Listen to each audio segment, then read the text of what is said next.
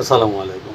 Azithromycin, তো এজিথ্রোমাইসিনের যেই কার্যগুলো এগুলো হলো আপনার ডায়রিয়া, পাতলা পায়খানা, জ্বর, টনসিল, যৌন সমস্যা এগুলোর ক্ষেত্রে কাজ করে। আর অনেক ক্ষেত্রে কাজ করে।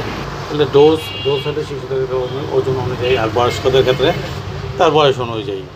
আর সাবধানতা অবলম্বন করবেন, এটা অবশ্যই অ্যান্টাসিডের সাথে খাবেন না, অবশ্যই অ্যান্টাসিডের সাথে খাবেন না। আর খাবারে 1 থেকে 2 ঘন্টা পরে খাবেন। আর এজিথ্রোমাইসিনের আরেকটা জিনিস হলো খাবারের আগেও খেতে পারবেন, এটা অনেকেই জানে না, খাবারের আগেও খেতে পারবেন। পার্শ্ব প্রতিক্রিয়া এটা বলতে আপনি যদি খাওয়ার পরে এটা মাথা ঘুরাইতে পারে, কিছু নিয়ে আসতে পারে, বমি হতে, তাহলে বন্ধ করে দেবেন।